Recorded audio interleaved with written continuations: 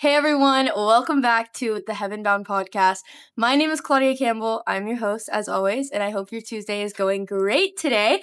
Today we are interrupting our Hosea series and we have a guest episode. I'm so excited to introduce you guys to Larry Mayberry. He is the pastor of a thriving church in New York City, originally from Texas, and happens to be my pastor and friend, full of wisdom. So I'm so excited to interview him today. I hope you guys are having a great day. But yeah, as we get started, just tell us a little bit about yourself. Tell us how you got to be a pastor in New York City from Texas. Did you ever think you would be a pastor in New York City? Walk us through that. Thank you for having me, Claudia, and guests. I used to be a youth minister in Houston, Texas. That's where I got my ministry chops started back in 2004. So I was actually a senior in high school. That's crazy. When I started youth ministry. Wow. Yeah. So you were young. I was young. So I was 17. Saved? I was already saved. Okay. Yeah, I was a youth minister. So that's not always a prerequisite, but it was at this job. Right. Funny story about the early days when I was 17 and I was a youth minister of a tiny little youth group in Texas.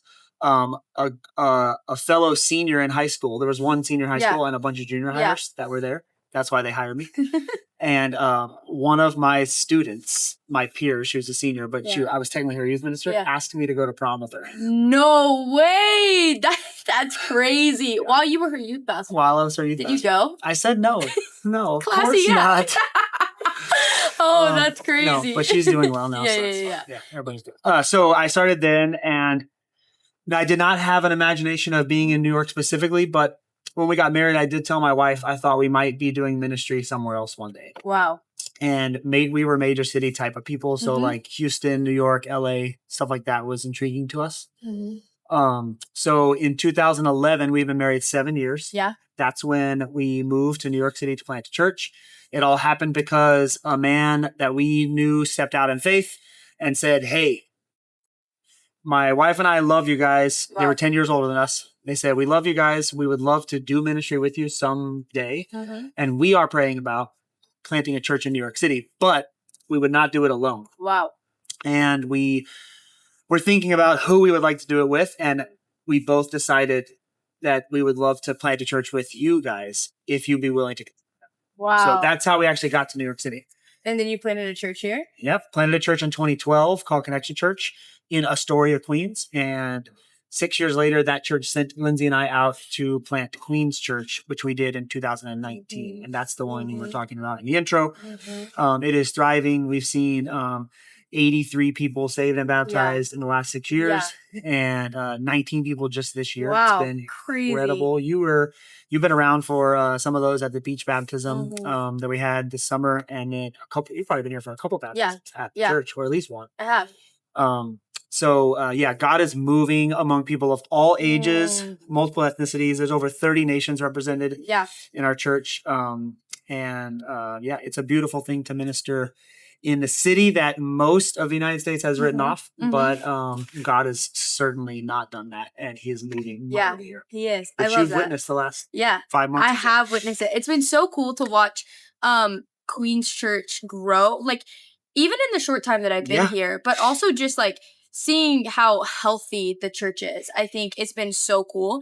And I think like seeing what ministries like in New York City specifically has just taught me so many lessons that has been amazing. But I would love to just unpack a little bit. You being a senior in high school, leading this youth group, it sounds to me like you were very like zealous, like excited about God. What got you to that place? Did you feel like, oh, I'm a Christian, this is my responsibility, so I should probably do this? Yeah. Or was it something where you were just like, oh my goodness, I'm so on fire, I gotta do this? Like, what was your mindset at whenever you accepted that position? But what was it like? I would say probably a combination of both. I was zealous and I was on fire. And what happened was the year before that, junior year of high school, in between junior and senior year, at youth camp, a man who actually I got to serve with later on here in New York City, was preaching at a youth camp. And he said, like the classic, if you'd like to give your life to Jesus or, recommit your life, or if God may be calling you to surrender your life to vocational ministry. That's when I walked the aisle at youth camp in between junior and senior year. And that was where the trajectory of my life changed. Because before that, I was headed to be a sports broadcaster. That's what I wanted to do. I ended up getting to do that for a little while, which was fun in college. But that's when the ministry desire started to well up in me. So I was already a pretty like charismatic, zealous person in general. And when God changed that from sports to ministry, it was noticeable, you know, like teaching Sunday school at the youth group, leading youth group a little bit at the church I attended. And an older gentleman who was connected to the association of churches that we were a part of asked if I wanted to have lunch. He said, hey, your dad told me that you had surrendered to ministry. I'd love to buy you lunch. I said, all right, cool, let's go. So I went to a place and he had ulterior motives. He said, like, hey, our association has a couple $1,000 to be able to pay someone to come be the summer youth director at a church that has a few middle school kids and a high schooler. That girl who asked me to her prom. To come and be the youth minister for a summer. They don't have a ton of money, they don't have a ton of resources, but our association can cover the youth minister. And since you had started a ministry, I wondered if you would consider doing that after your senior year. So that's what I prayed about. That's how I first got into ministry. And I said yes to it. And then like 3 weeks later, he called me and he was like, you know, you don't have to wait till the summer to start. If you want to start next week, they'd love to meet you. Next week. That's crazy. So that was like April of my senior year. So I still had 2 months left of high school. And that's when I went and started teaching. I would, you know, teach Sunday school and do Wednesday night. Awesome. And then when it got to the summertime, we did youth camps and retreats. I love that. That's so cool. That's awesome. So what was going on in my life was like I was surrendering to God when I felt like he was moving. And I think it's important to recognize like a difference in your generation as in mine. I had less voices speaking to me at that point. So if you wanted to like hear good sermons, we didn't even have the word content yet, you know, like, but if you wanted to hear good sermons or hear good wisdom, you would have to physically go to a conference or go to church or attend a Bible study or read a book. And so the voices that were speaking into me there were not very many of them. It was like my dad, my grandpa's, my youth minister. That was pretty much it. And so I felt like it was easy for me to discern my call because there were not very many voices. It was clear the Holy Spirit was calling me to be in ministry, and I didn't have a lot of conflict in that. I feel like it would be harder for your generation. You could speak to this better, but because you guys have so many voices speaking into you, sometimes it can be like, I don't know if I should go here, I should go here, if I should do this, should I do this, should I do that? Should my call be, you know, this specific thing, or should it be more umbrella? Like, you know, for instance, you doing social media, that can be something you do while also serving somewhere else, or it can be something you do full time. Totally. And if I got to speak advice to your generation, I would say, don't be scared to just make a decision and follow God. Yeah, that's really good. Because even if it does limit, you know, like I was limiting my future by going to like if you think in those terms, by going to this small rural church in Texas. But in reality, I got good ministry experience. Wow. I got to make some mistakes in a safe place where the older people in that church loved me. And, you know, I was like one of their little grandkids.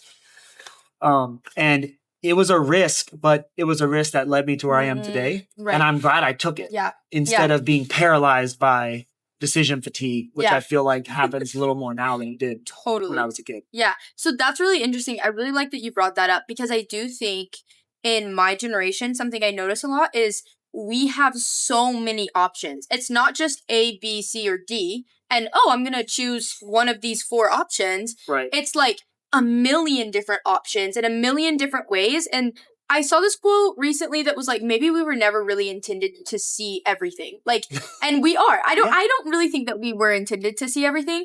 I know for me, it's easy to compare my life on social media to someone else. Like, a lot of people will look at me and be like, you're succeeding. You're doing something good. But it's easy even for me to compare my life to someone else doing something different. Be like, should I be a physical therapist right now? Because I see the day in the life of a physical therapist and I'm like, they're being a physical therapist for the glory of God. Like, is that what I should do? And so I really like that you pointed that out. I think that what would you say to the person my age who, this is a narrative I hear a lot whenever people are like, hey, just make a decision, follow the Lord. So they're like, what if I make the wrong decision? Will I mess up God's plan for my life? Can you speak into that a little bit? Great question. Yes, absolutely. It is very rare, even in scripture, where God gives people a decision that is A or B, and one leads to damnation and one leads to glory. That's rare. Yeah. Like, it happens a few times in the Old Testament. It happens a few times in the New Testament. Yeah. But in general, that's not how God speaks. He doesn't say, do this or do this. One way is going to lead to hell. One way is going to lead to everything that's blessing. Yeah. And I feel like we put that on God, that these two decisions, one is right and one is wrong. When in reality, most of decisions most of the crossroads that we come to in life are very easily discernible through this one lens.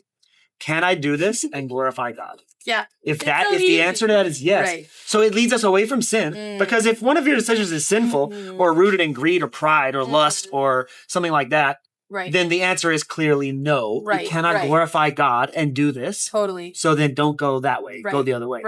But if you're trying to decide between should I get this job or this job or go to this college or do this, if the answer is I can glorify God in any one of those endeavors, then I would say try to line up where your passions and your skills and the counsel around you align. Yes. So if you're presenting all of those options to yourself and you believe one is stronger, you're stronger, gifted toward that, and the people around you who are close to you are speaking it to you, agree with that. Yeah. And then you also happen to have a passion about that, go to that. And if it's 3 of them, just pick one. It absolutely doesn't ruin God's plan for your life. That's how God's plan for your life works. I love that. Yeah. Now if you're on the shore and he says, drop your nets and follow me, and you say, nah, I think I should keep fishing, that's disobedience. That's a totally different story. Totally. Yeah. Totally different story. Yeah. So you did this too here in New York. I literally, You came to New York. You could have done other things. And if you had stayed in Tennessee, you wouldn't have like gone into sin. Right. You would have glorified God in your ministry where you were. Yeah. You chose to come here and it put you on a different path. Yes. Yeah. So something you said, and I want to like emphasize this point and ask you to like talk about it more, is this idea of like, are your passions aligned with it? Because I feel like this is something I struggled with whenever I was trying to decide, like, am I going to stay in New York City or am I going to like go back to Tennessee and live there? Something I wrestled with is I actually liked New York City. I actually enjoyed New York City. And I was like, oh, I like it. So maybe this is a less like spiritual answer. And I have heard since then, like a lot of my friends, they're like, oh my goodness, like I feel like I need to be a missionary or I need to be a pastor, but I just kind of like traveling. And so I'm really just afraid that's not where God has, what God has for me. Or like, oh, like I really like have this really cool vision to be this ballet dancer for the glory of God. But I'm just like afraid that because I like it too much, that maybe I shouldn't go through this door that's wide open. And I would love for you to speak into that because I think that maybe there are some people my age who need some wisdom of like, is that the greedy answer? Is that the selfish answer? Does God sometimes open doors that we enjoy because he put that desire there for us? Yes, absolutely does. I think it's just a misunderstanding of God's intention for life. If we understand God's intention for life to be that we suffer, then what you're saying is true. We should avoid things that are good. Because we need to be suffering. Right. So if that's how you understand God's direction for your life, God has called me to a life of suffering. I want to go to New York. I love it. I like it. Then I should not do that because I am called to suffer. Yeah. But we know that God has called us to abundant life. Yeah. That God makes things glorious and enjoyable and joyful for a reason because he wants us to enjoy them. Yeah. It also does mean that sometimes we will choose the joyful route and endure suffering with joy.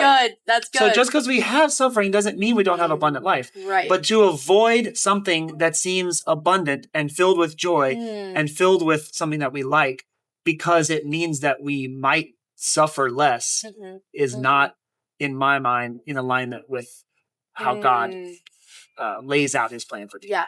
So I would say don't intentionally choose suffering or don't intentionally avoid something you like because you think that might be influencing your decision. Of course it's influencing your decision. Here's what I think it actually is. You know what? A lot of times when we follow our desires or the things that are good for us, they lead us to sin. Oh, wait, that's good. I like that. So I like that. Yeah.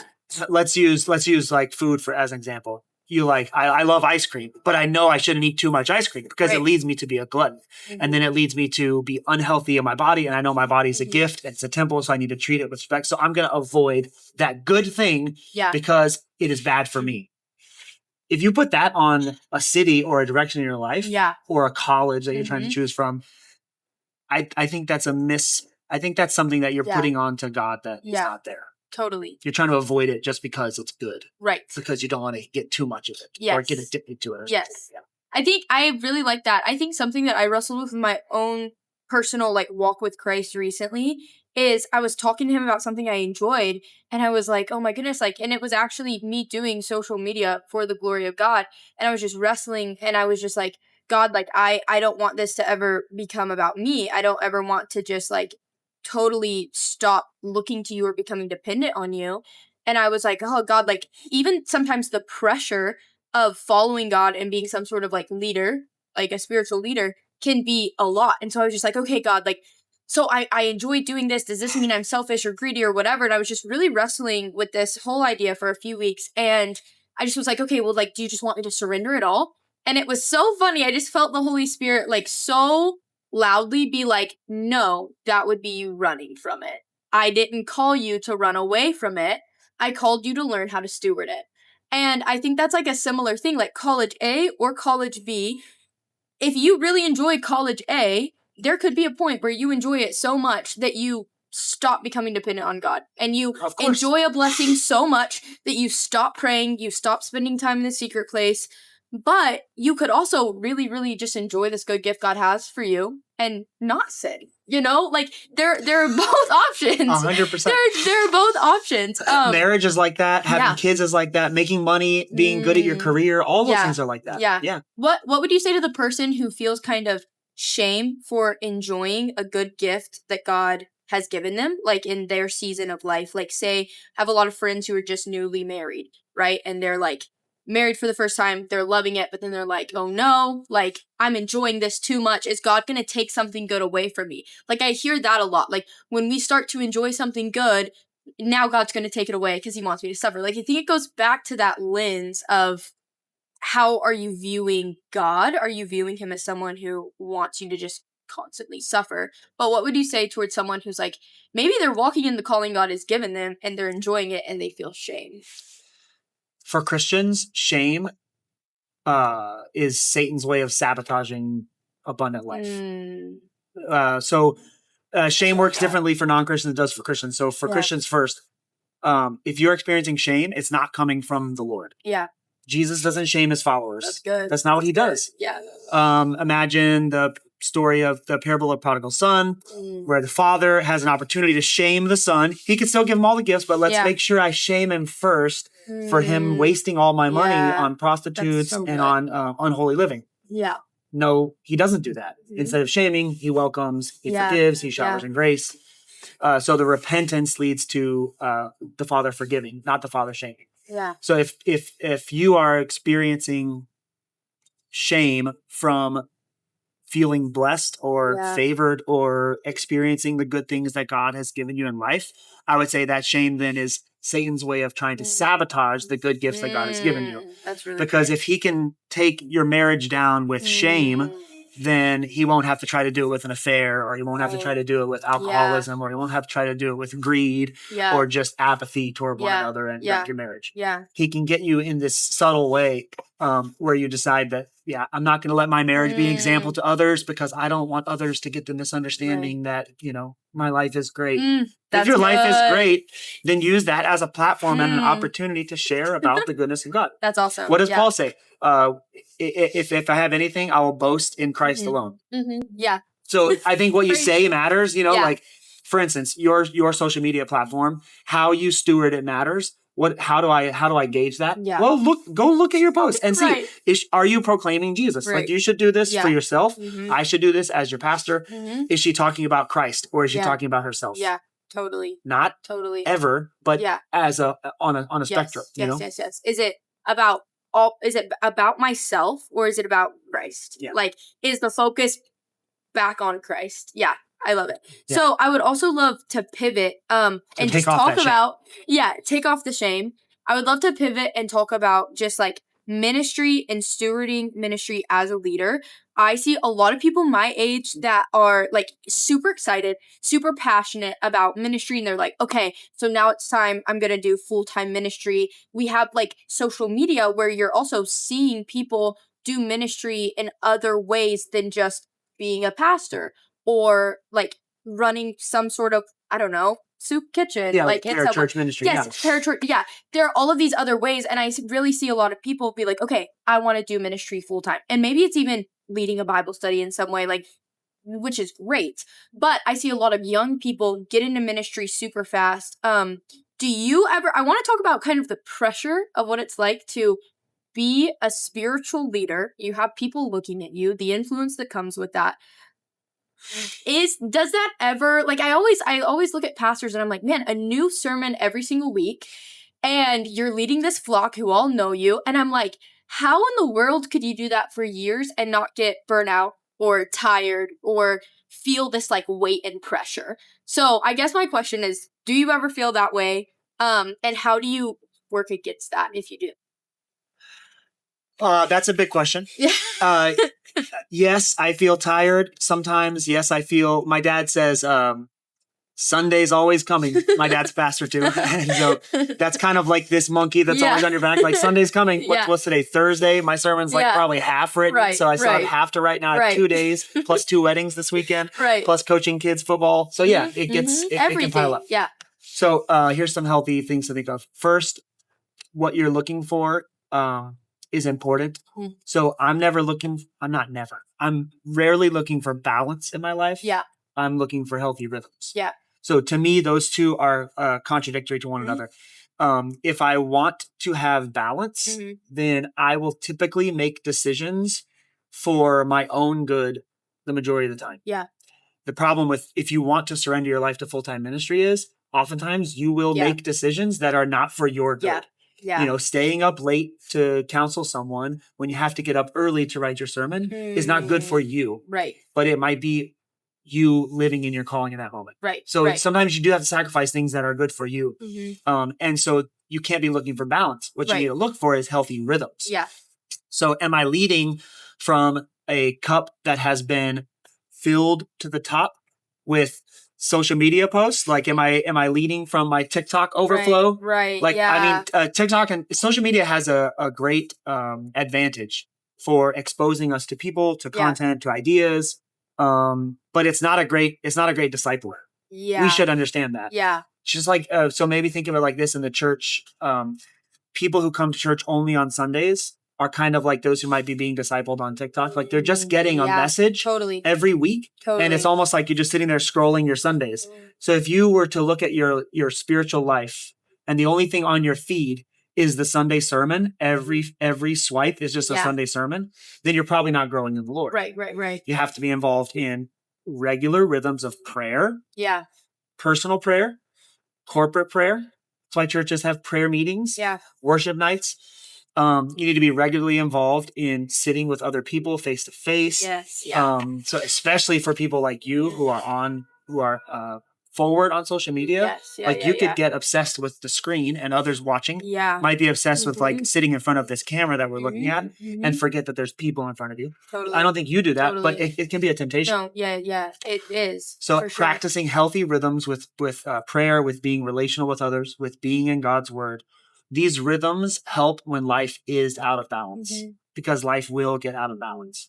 So like this week for me specifically is out of balance. Yeah. In fact, the fall for our family is pretty much out of balance.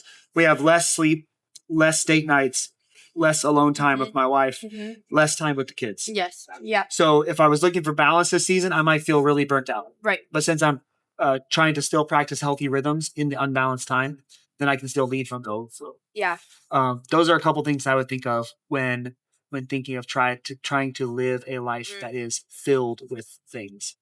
The more late nights you have, the harder it gets. I would say that. And I mean, when I was younger, it was easier. So I'm sure it's probably easier for you.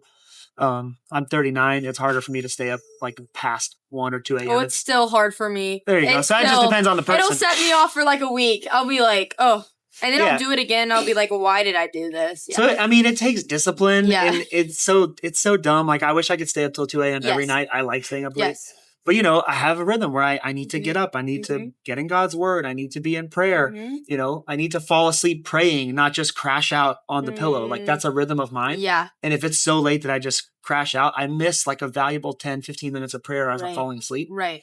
So just knowing what rhythms you need, and you can only learn those over time. Right, totally. And it sounds like, too, there are some times where it's literally the discipline of saying, like, maybe I don't want to spend my night 10 or 15 minutes praying, but, like, I'd rather scroll on my phone or watch TV or do something else. But I know that if I skip out on this, it's not going to be healthy for me, or I'll skip out on it 2 nights or 3 nights. So I'm going to choose to do what I've already decided to do. And it allows you to keep going and like feel better. But in the moment, it's like, oh my goodness, I'm dying to my flesh and this is not fun. But over 2-3 weeks, 2-3 months, you feel like, wait, my spirit is a lot more uplifted than it was. That's because of the healthy rhythm. Yes. So can you walk me through a few more of just like some of your healthy rhythms? I know you taught this to me and it was very, very helpful for me about your Sabbath, what your Sabbath looks like, because your Sabbath isn't on Sunday. Your Sabbath is on a Friday. For people who are in ministry, I know for me, like, it's really easy to just feel like, oh my goodness, I have to be on. Like, I don't have a day where I can just like take a break for a second. It's been really helpful for me to just kind of learn more about what a Sabbath can look like, because it's also a day of enjoyment with the Lord. So can you walk me through some of like what your Sabbath is like? And to reiterate, it's not just you. It's not just young people. It's all of us. I talked to a pastor this past week. You know, he joked about like, oh yeah, never having a day off. And I just stopped. I was like, sometimes you don't want to do this, but I don't even know this guy. But I was like, sometimes you feel it. You're I said, is that true? He was like, yeah. I'm like, I said, you don't take a day off. Yes. No, I have this. I was like, bro, you need to take a Sabbath like now. He's like, what do you even mean? So I explained it to him. Like, I'll tell you, like 24 hours where you are not contributing to your work. So my work happens to be pastoring. So sometimes this can make you feel guilty because it's like people still need to be pastored on that day. Totally. That's where raising up healthy leaders in the church who can be there during those times or whatever is important. But for you, like social media is your job. Yeah. So Sabbath would look different for you than it does for me. Yeah. I just like log off the app. So see, sometimes for me, don't check my email, no Instagram, no TikTok, like nothing. Yeah. For me, sometimes Sabbath is getting on TikTok or Instagram. Which is so it looked different for all people. But Sabbath is important. We can't be legalistic about it because God made the Sabbath for man, not man for the Sabbath. That's what Jesus taught. So he gave us the Sabbath as a gift to us. He made Sabbath for man. So here's what for us it means. 24 hours of rest, no work, or as little as you can possibly do. It takes a while to lean into this. You might have to start with 6 hours or 12 hours or whatever. Our Sabbath mine goes from Thursday dinner until Friday dinner. And so we start with a feast. This is a practice I picked up here in New York City from a friend of mine. And he was like, when I started Sabbath in the morning, like on Friday morning, you know, it just felt a little like anticlimactic. Yeah. And so we make it up front, like we're going to have a feast. So Lindsay ordered Costco tonight. Already today's Thursday. We're filming this. Boom. We're going home. I'm making dinner. The dinner will be a little bit better than like a normal average everyday dinner for us as a family. Yeah. And that's the kickoff to Sabbath. Yes. And then I usually stay up a little later on Thursday nights than normal. Yeah. Friday, I get home from dropping the kids off or walking them to school. And I just kind of like chill and hang out, spend extra time and pray and play. That's the 2 P's of Sabbath. I love it. That I remember, pray and play. So try to pray about 2 or 3 times as much as you do on a regular weekday. And try to play, do something fun, get outside, you know, watch a movie. If watching a movie is not what you always do. If you're not being disciplined about those rhythms late at night and you're watching movies, then your Sabbath should not look like that. Does that make sense? Right. If your Sabbath, if all week you're denying your flesh, then your Sabbath should be like, let me watch a movie. Yes. Or 2 movies. Maybe go to the movies and get popcorn and not watch a 3-second movie or a 3-minute movie on TikTok. I'm going to watch a full movie. So Sabbath should look like this enjoyment of life. Sabbath is where you could find your hobbies. Yes. I think we have lost the art of hobbying. Totally. And when someone asks you, try this on for size. When someone asks you, what do you do? Completely avoid work and tell them what you do for fun. Try that out and see what happens. Try it and you will see. It'll mess with people. They'll be like, oh, wait. Like if they say, what do you do? I say, I really love to play basketball. I coach my kids' flag football team. They're like, I meant for work. Oh, for work. Yeah. I'm a pastor and I, lead an organization. I love that. Yeah. Because we aren't what we do, but that is the narrative we get from society a lot. Yeah. And if we want to just kind of push back, not in an arrogant way, but like just to say, I'm trying to, you could even say like, I'm just trying to, I'm trying to lean more into the things that I enjoy than the things that I do for work. Yes. Even though I happen to enjoy my work. Yes. That's not true for everybody. Yes. I understand that. And I love the Sabbath too, because I think it can be really easy to praise being a workaholic, but being a workaholic is not holy. And so sometimes... Imagine if I sat here and told you I was an alcoholic. Right. Come on. Real casually, like we say workaholic. So yes, yeah. That's something you should stop immediately. Here's your pastoral advice from Pastor Larry. If you casually call yourself a workaholic, stop right now. Yes, yeah. Because it's no better than calling yourself anything else a holic. Yeah. You challenged me with that, and I absolutely love it. So now I'll tell people I'm a recovering workaholic. Recovering? Because that's absolutely right. I would wear that as a badge. I would be like, oh no, I'm just a workaholic. That's not healthy and good. No. Like, actually, it's good to... I also heard someone say this, and I loved it. It was, maybe you feel guilty about resting on your Sabbath because you haven't stewarded your 6 days 100%. How you should.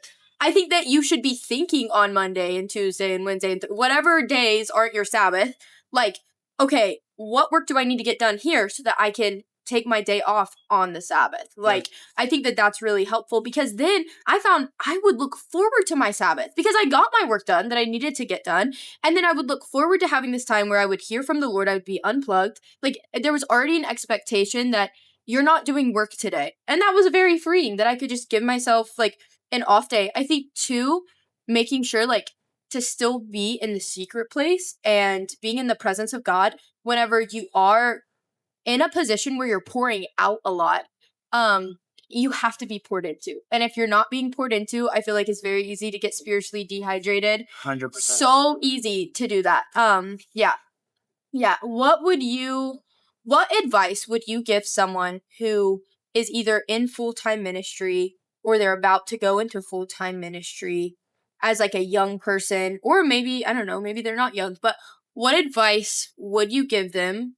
Or what is something that you would say, hey, like, keep a lookout for this, because this might be a blind spot? I don't know.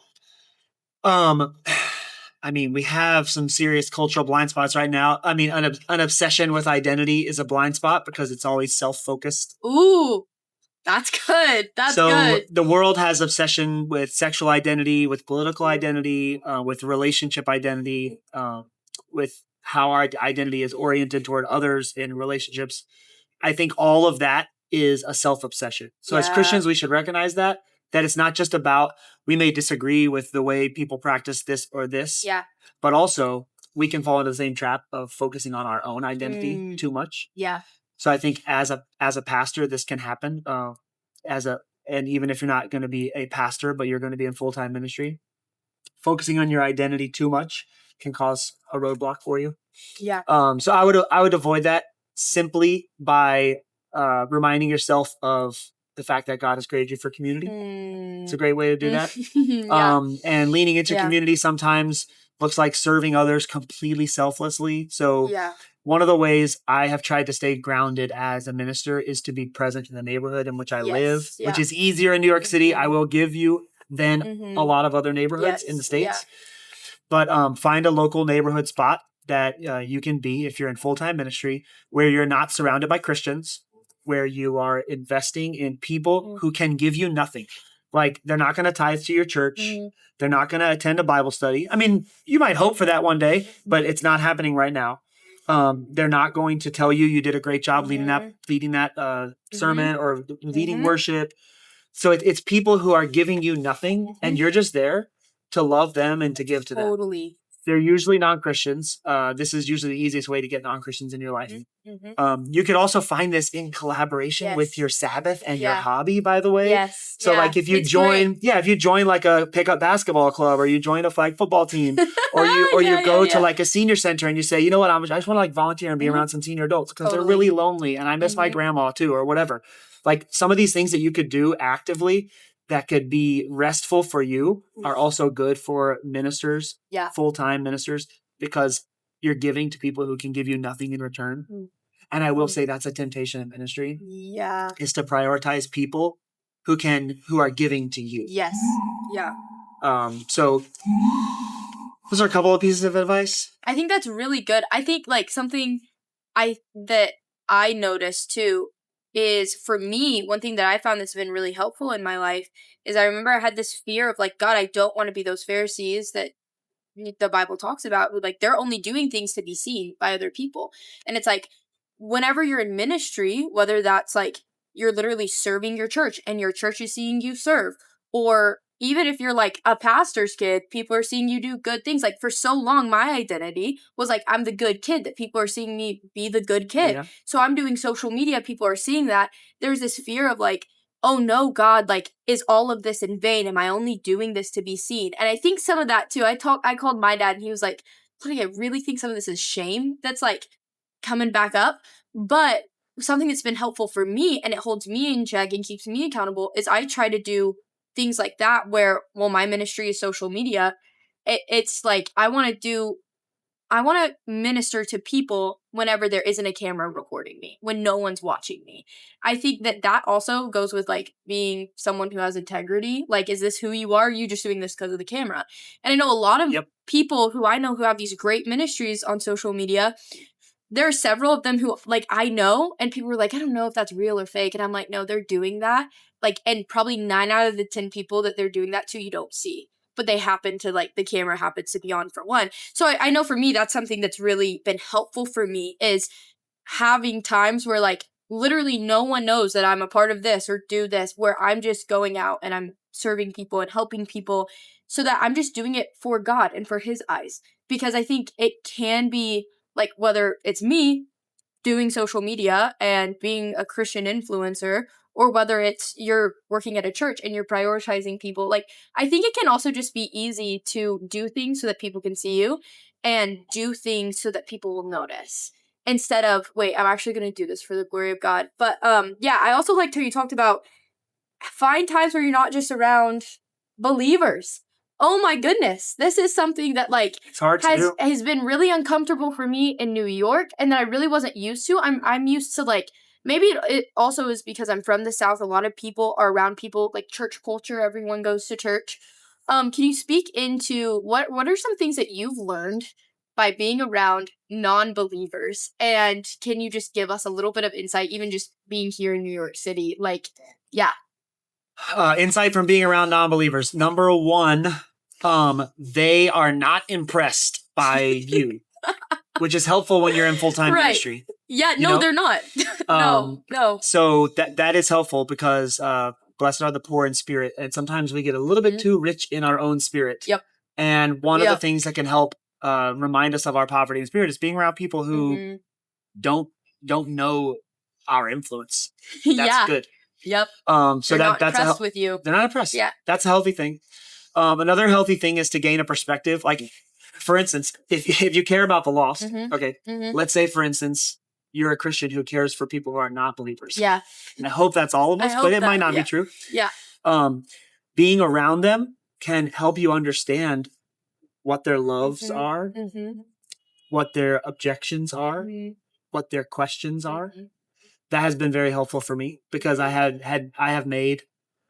like many people, tend to make assumptions. Yeah. When I make assumptions of people, if I get around those people, they tend to fall down, Yeah. Maybe they're partly true, maybe they're fully true, or maybe they're completely wrong. Yeah. But the fact is, I can't know what they actually need, or what questions or objections or curiosities they have until I'm with them.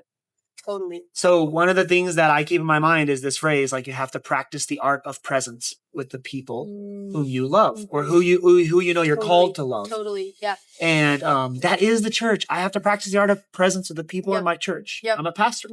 I need to be around the sheep. My wife says, anytime we go through a messy situation in church, Lindsay will say, gotta love a pastor who smells like the sheep. I love it. Like, sometimes it's messy and it's frustrating or whatever, and you don't have to overthink it. You can just be like, yeah, sometimes you're going to smell like the sheep. Yeah. But also don't forget that, Jesus left the 99 to go find the one. That parable is indicative of how we as ministers, full-time, vocational, or otherwise, should be willing to leave the Christians that are so comfortable for us. And go into the dark places, go into the wilderness where it might be a little more dangerous or a little riskier. Yeah. And find them.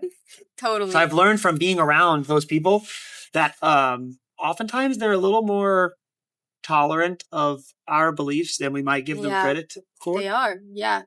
And they're curious too. They're curious, yeah. And they're like human beings. I have been really stretched being in New York, realizing how, like, I'll have brothers and sisters in Christ who I'll find will immediately judge someone or make a comment about them, whatever. And I'll kind of be like, wait a second, guys, I feel like we shouldn't be saying that because we don't really know that person. I think being here has shown me you really don't know someone fully. Like, getting to know them is love, but also sometimes we can have our identity wrapped up in being a Christian so much to the point that we're like, oh, I can't be around you. And to the point where I don't even want to talk to you. And I feel like, to me just being around non-believers, where I can't just make a reference about Genesis and someone know what I'm talking about. I'm like, wow, that gives me a humility pill, because now all of a sudden... My sister dated a guy named Genesis once, like that. Really? Oh, no, not Genesis. Yeah. I'm like, what? Like, the other day we were playing a board game, and someone said something, and I related it to a biblical term, and someone was like, what are you talking about? And this person was so intelligent. And I was like, oh my goodness, I feel... Then they were like, oh, I don't really know biblical terms. And I was like, oh. I think it's good to be around people who aren't depressed by you. I also think, like, I notice too, sometimes it can be really easy to say we have a heart for the lost, but we just like being, like, we like just like talking about God. And I'm finding that there's also like love that comes from our hearts when we just hang out with people who are non-believers, and we're not like immediately being like, okay, let me see if I can sell you on the gospel. Like, 100%. Yes, at some point we should share the gospel with them, absolutely.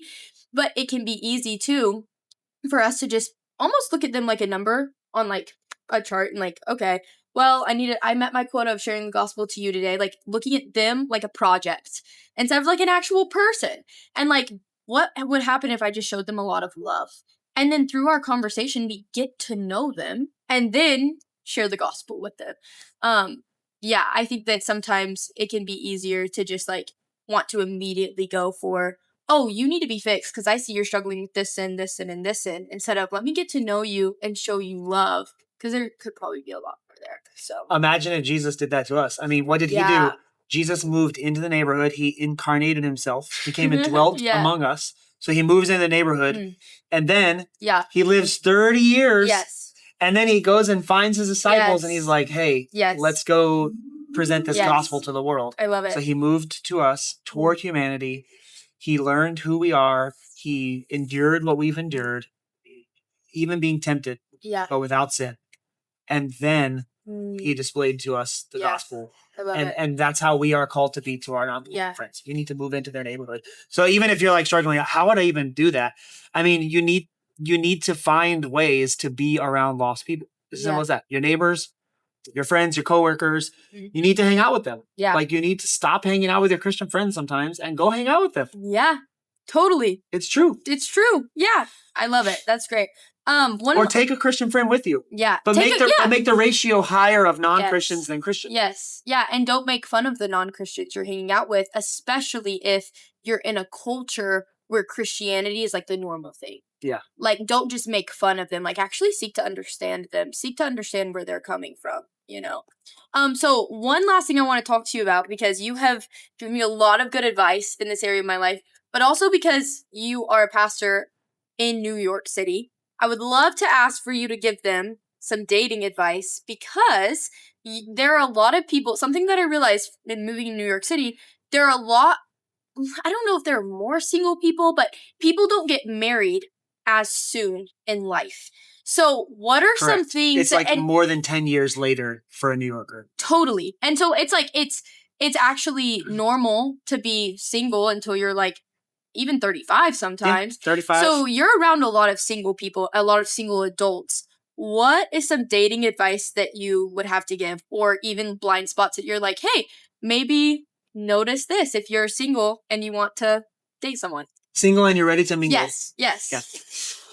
I don't know if you want me to give them the same advice I gave you and others, but I think the first one is I encourage Christian singles to lower their physical standards for their future spouse. And most of them are very uncomfortable when I say that. Yes. I don't mean at all lowering their spiritual standards. I think those should be high. I think you should recognize that we're looking for equally yoked people. So a Christian dating only Christians.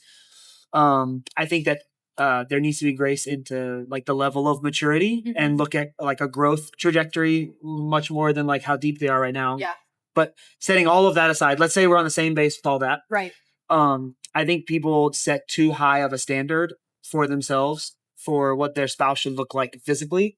And in doing so, they rule out many people who are great potential spouses for them. Or even just great potential dates for them. Yeah. So like I have many people I have sat with would not date a person of a certain height. And I think that that is foolish. Yeah. Totally. Certain hair color, certain ethnicity, certain age even. Like, well, there's a hard cutoff at some certain age. I think most of those physical standards, if you're a believer who desires marriage, those standards and expectations should be lowered or gotten rid of altogether. And, you know, the world thinks this too. That's why Love is Blind is such a big deal. It's true. That's true, yeah. The world recognizes that we are too judgmental. And if you could just get to know someone without being obsessed with the way they look, you might actually fall in love with them and develop, literally what they say in Love is Blind, is develop a deeper connection. Yeah. And I believe that they are onto something in that. And what they're onto is the fact that Christians have become a part of the culture that says everything is about the way that we look. Yeah. Because we all know that the way that we look right now, also the way she looks right now, the way I look right now, we are presenting ourselves in a certain way. Right? Yeah. Like I fixed my hair this morning, you put on makeup, right. I wore these clothes on purpose. Yeah. We're all presenting something that is at least to some degree a facade of the real thing. Totally. And so I think we need to stop being so obsessed with the way people look. Yeah. I'm not saying you shouldn't be physically attracted, but I am saying it's easier to grow in physical attraction to someone than it is for you to be able to be unequally yoked with a non-believer. That's true. That's so great. Lower your physical standards. Maybe give them 3 or 4 dates and see does the mood 100%. like you could go on 2 or 3 dates, and if at the end of that third date you're like, man, I just do not see, I'm not attracted to this person at all. Okay, you want to be attracted to that person. But if by the end of those 3 or 4 dates, you're like, wait, this is actually a really cool person. That's something my roommate always says is give everyone at least a chance, or 3 dates, whatever. I think that that's a good piece of advice, because I think sometimes people expect someone to not even look human. Everyone has flaws, and you don't want them to hold you to the same standard. You don't. And I will say, as someone who recognizes that most of the pressure in relationships is put on women to display themselves in a certain way, in many different instances, I will say, from my experience, the beauty standard thing is more of a woman problem than a man problem. There are a lot of men that I know who would be willing to date women of all different types, shapes, sizes, and looks. Yeah. But the women that I know who really struggle, they say that they desire marriage, have this pinpointed, like, has to be this height, has to be this handsome, or I'm not giving, and has to make this sort of money, or I'm not giving him a chance. And I just think that it's unrealistic and unbiblical. Yes. So can you also talk about the whole giving someone a chance thing? Because I see this all the time. People are so like scared that to even go on a date. Like, do you think it's okay? Because this whole idea of dating for marriage, and people are like, oh no, if I don't see this person as my husband or wife, I shouldn't even go on a date with them. Come on. Yeah, that's foolish. People are actually doing that. They wouldn't even go on a date if they could. Like how could you see if someone's your spouse if you're not going to go on one date with them? They're praying and fasting before. No. I have friends who are praying and fasting, asking the Lord if they should even go on a date with someone because they're like, they want to wait on God's timing and whatever. And I get it comes from good intentions, but I also think that there's this like big fear of I'm going to mess up God's plan for my life. Yeah. And I feel like even what we were talking about at the very beginning, like a date can just be a conversation, 100%. And also, if you just release the pressure and say, like, let's hang out as a group. Yeah. Like, what about a group date? Those used to happen when I was younger. Do those still happen or no? Like, let's hang out together. Yeah. Yeah. I think you should bring group dates back. If you are listening to this and you're struggling with that, that's fine. I'm not trying to say don't pray and fast before you go on a date, although you might be overthinking it a bit. Yes. But what about just going on a group date? Like, literally just tell the person, I'm not sure. I don't know how you would word it, but eventually just say like, "Hey, can we hang out as a group?" I'd love that. That's how I like to start my date thing. Yeah, which takes less pressure. But there's also a lot going on here. I think with your generation, there's a lot. There's a lot. So here's just a few things. Some of these things are easy to set aside. Intimate relationships should not be built over text message. Ooh, unpack that. Okay. Text message leaves too much to the imagination. Yeah. And so intimate relationships intimate relationships are built face to face. Yeah. And I don't mean intimate phone calls in a passionate, simple way. I mean intimate like close relationships. Close, yes. Yeah, so phone calls, FaceTimes. Phone calls and FaceTimes are a good second, like because of technology that can happen. But the best type of connection you're going to get is face to face with someone. You can read body language. You can see their expressions, all that stuff. You can have closeness with them to tell if their breast stinks or not. You know? So face to face is ideal. Text messaging should only be used for logistics. That's my I like that. My point in my advice in relationships. That's great. We should use it like I'm running late or I'm on time. Where are you? What are you wearing tonight? Like, is this dressy or is this casual? That type of stuff. And maybe like a good morning, I love you, or good night, I love you. Hope the meeting went well. Yes. All that fair game. Yeah. Constant conversation back and forth, totally unhealthy. It should stop immediately. If you're doing it, you should say, I'm breaking up with you textually, and we are going to only communicate with a phone, a FaceTime, or face-to-face. If you're struggling with a relationship, I dare you to do that. We were not meant to be connected or tethered or leashed to someone all day long on our phones. And it's not healthy. It's easy to get like that to be the normal. And so then it's like, if that goes away, you're like, oh my goodness. 100%. Like I could pull out my text message thread with my wife right now, and I can do one scroll. Let's see how far we get. One scroll. Literally one scroll. Yeah. Now where's the day? Where's the day?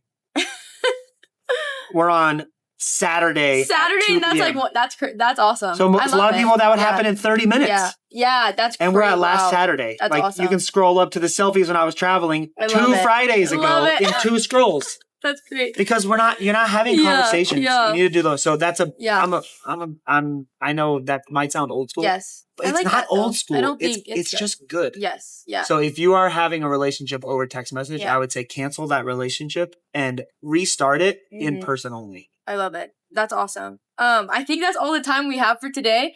But thank you so much for being on the podcast. I hope you guys were blessed by this. I know I sure was. And I'll see you next week on the Heaven Bound podcast. Bye.